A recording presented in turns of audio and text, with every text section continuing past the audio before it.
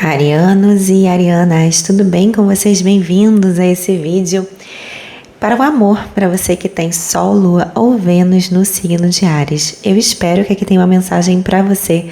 Se não tiver, devolve para o universo, assiste os outros vídeos, fica à vontade. Já deixa o seu like aqui, por favor, isso é importante para a distribuição do conteúdo no YouTube. Se você já é inscrito e está aqui de novo, muito obrigada. Se você não é inscrito ainda, te convido a se inscrever. E quem quiser falar comigo, os meus contatos estão aqui na descrição do vídeo. Bora então, arianas? Vamos ver aqui qual é o arcano maior regendo a vida amorosa de Áries, Sol, Lua ou Vênus.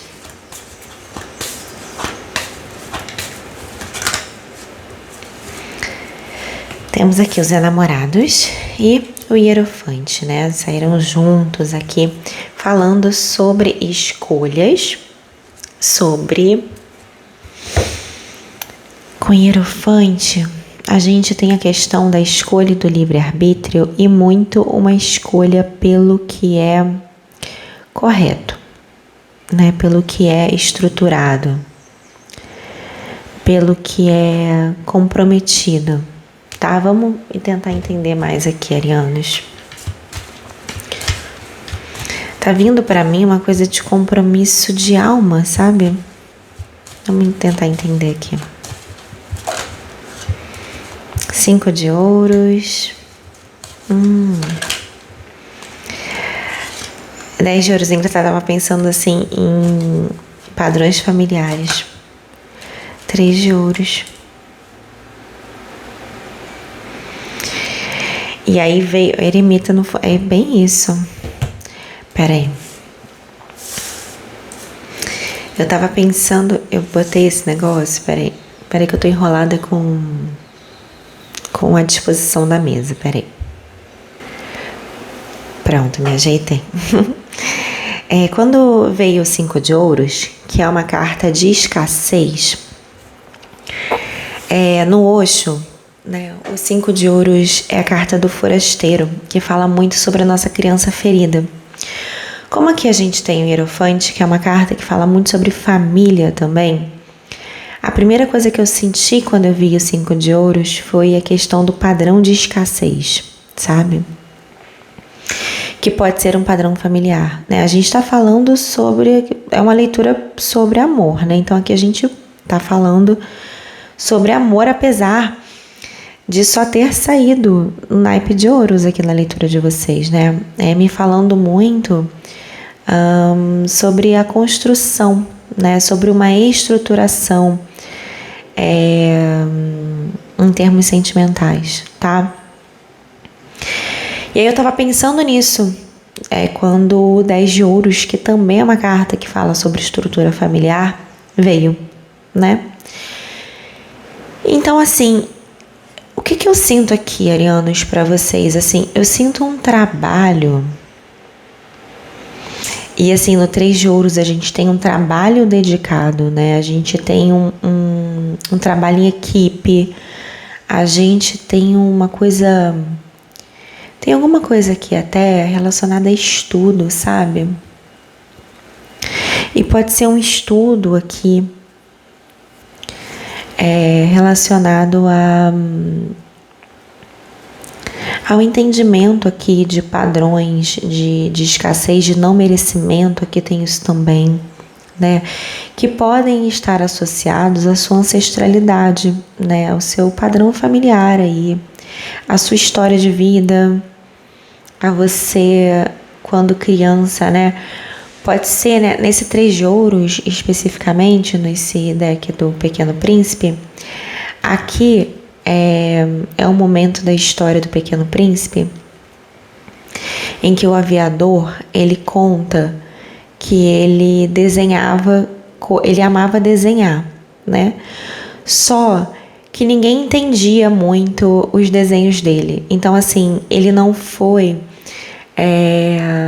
Quem quiser dar uma olhada no... Eu tenho um vídeo aqui que fala sobre esse tarô.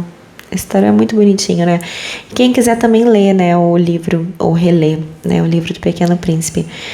Aí, assim, essa carta representa o aviador quando ele era criança, né? E ele amava desenhar, mas ninguém entendia os desenhos dele, então ele não foi motivado a desenhar, né? Aí todo mundo, por exemplo, falava que isso aqui era um chapéu, né? E na verdade era uma jiboia que engoliu um elefante, enfim. Quem leu a história vai lembrar disso. E ele desistiu de ser desenhista, né? Ele desistiu de seguir o propósito dele, né? Por conta ali de um entorno, né? De não motivação, sabe?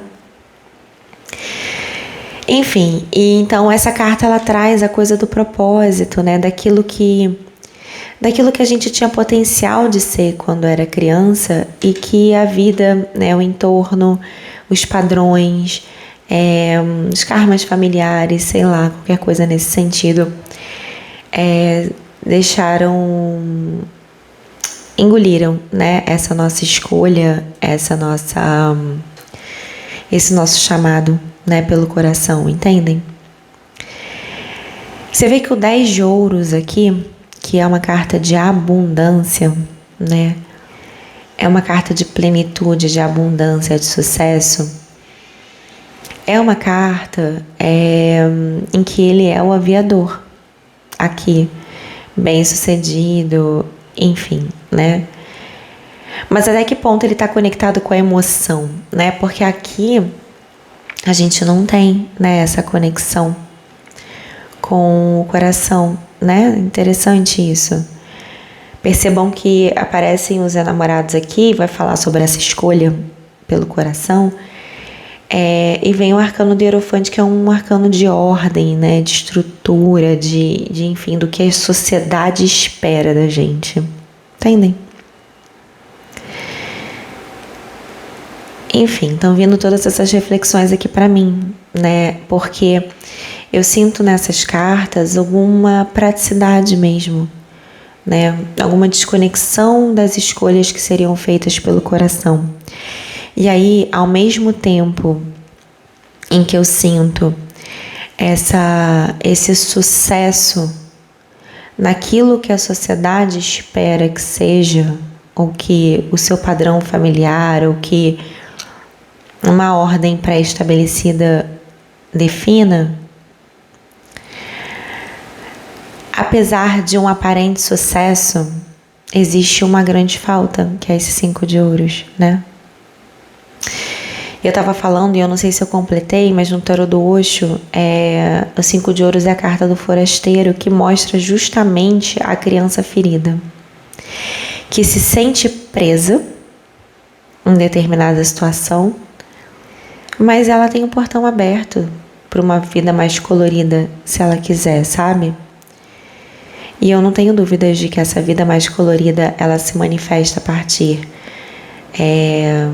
do amor, né? Da conexão com a energia amorosa, sabe? Vamos ver o que mais aqui, arianos. Que profunda essa leitura. Eu gosto, assim, quando é assim. Vamos entender mais. 3 de ouros de novo. O Ás de ouros, nossa, só ouro.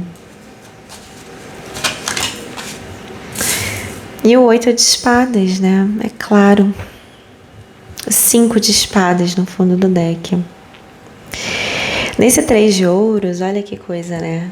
E são cartas... É a mesma carta, né? Assim, é o 3 de ouros. Mas percebam que aqui ele vai falar sobre essa questão do propósito, né? E aqui me traz muito uma coisa do forçar, né? Eu me forço a alguma coisa, né? Eu me forço a trilhar um caminho muito voltado.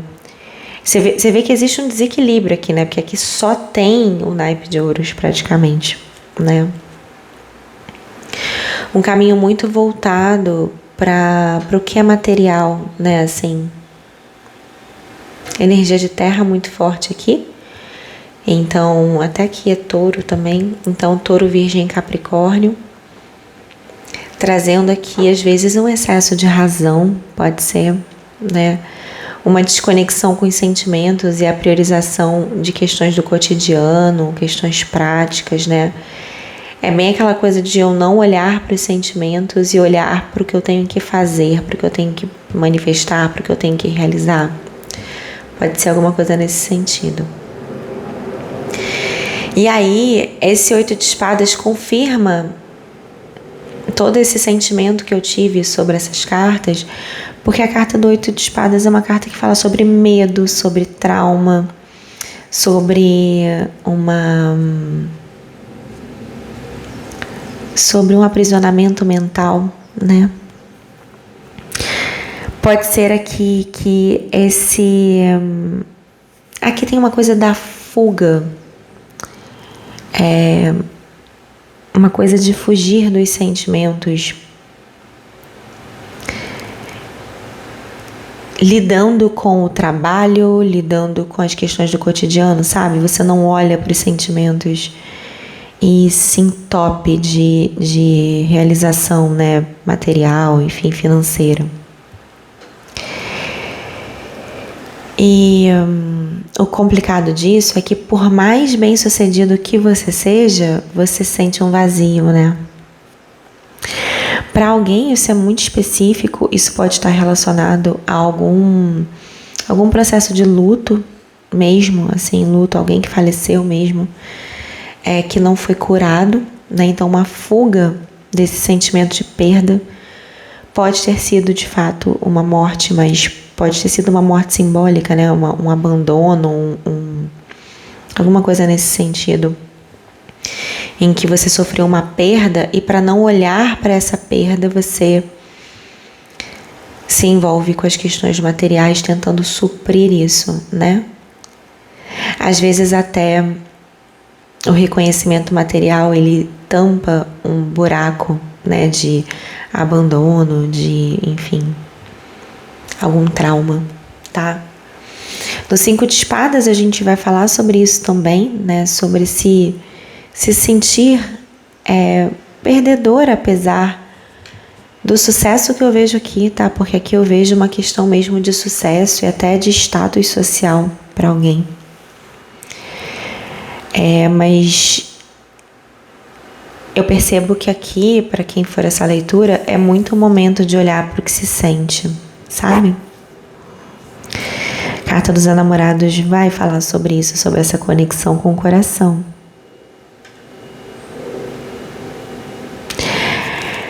Terapia aqui, tá? Se você se identifica com essa leitura, é muito importante aqui fazer terapia, entender esse processo. E entenda que, assim, o fato de você ter se impulsionado financeiramente, profissionalmente, né? Enfim, isso é muito legítimo e isso é muito parte de quem você é, né? Você superou coisas, né? Você se tornou grande de um lado, né? E isso é muito legítimo, isso é digno, assim, de muitos parabéns, né? Mas você não é feito só desse pilar, né? Eu acho que eu tô me conectando com alguém que pode ter atingido esse ápice, né? Desses sonhos de sucesso. Mas você não é feito só desse pilar, então você também precisa olhar para as outras coisas, até porque você merece uma vida plena, uma vida abundante em todos os sentidos, né? Não precisa ser uma coisa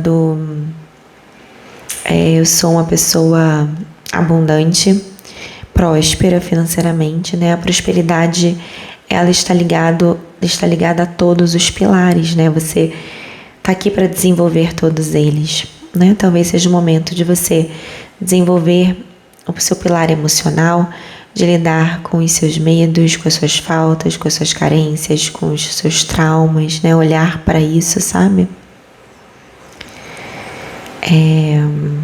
Então, talvez o seu foco, o seu trabalho nesse momento seja esse, né? Emocionalmente falando. Fica aí esse apontamento, né? Eu sempre falo isso aqui nas leituras coletivas, né? Não vai ser uma leitura coletiva de tarô que vai curar alguma coisa em você. Primeiro, até porque a cura é feita por a gente mesmo, né? É nossa responsabilidade, é um trabalho E é um processo. Mas uma leitura de coletiva de tarô que é curta e que nunca é tão profunda quanto poderia ser, né? Assim, não dá... Eu, pelo menos, eu não consigo, assim, atingir um grau de profundidade, até porque eu me conecto com muitas energias, né? Eu acho que a profundidade vem de uma conexão mais singular, sabe? O que pode ser uma crença limitante minha, mas enfim. Mas eu acho que é um caminho que pode te apontar caminhos, pode te apontar coisas que precisam ser trabalhadas, né? E isso é válido, né?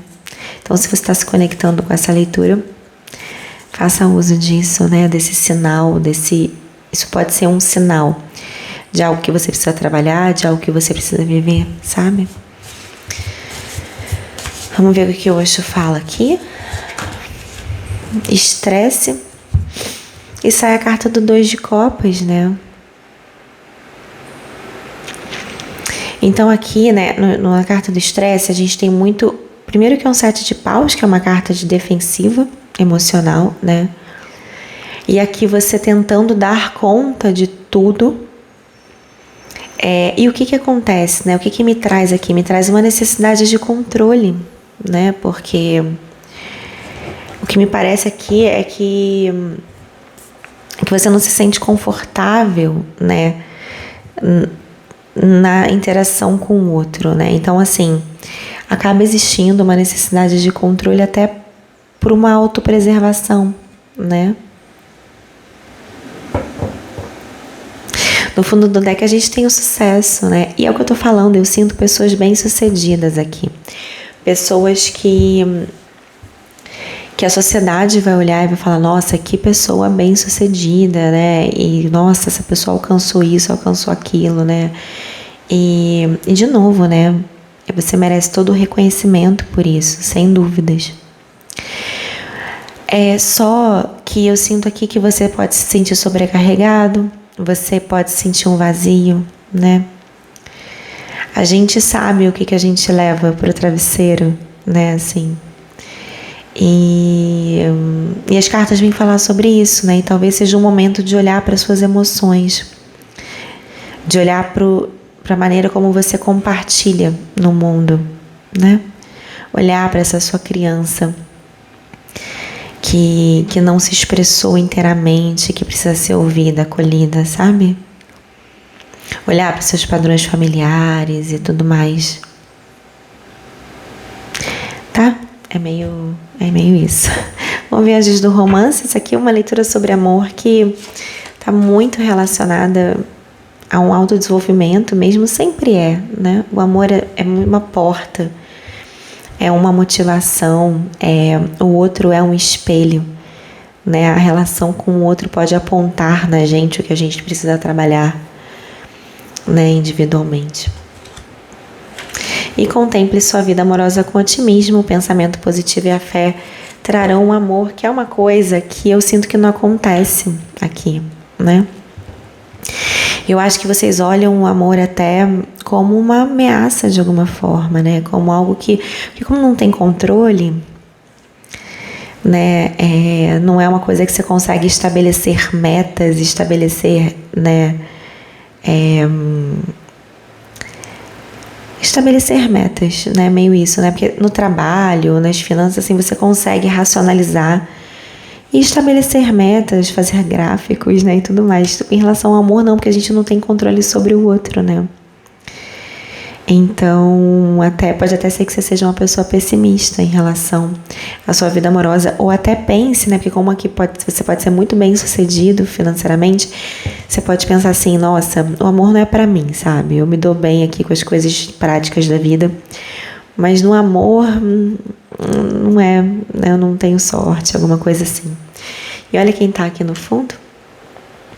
Ocupe-se dos seus problemas familiares. Sua vida amorosa melhorará quando você perdoar os seus pais. Eu estou o tempo inteiro falando aqui sobre padrões familiares e questões de infância, né? Enfim, e padrões que podem estar influenciando a sua forma de lidar com o amor, tá? Gostei dessa leitura, acho que é uma leitura que vai ser bem útil para quem se conectar com ela, tá? Beijo.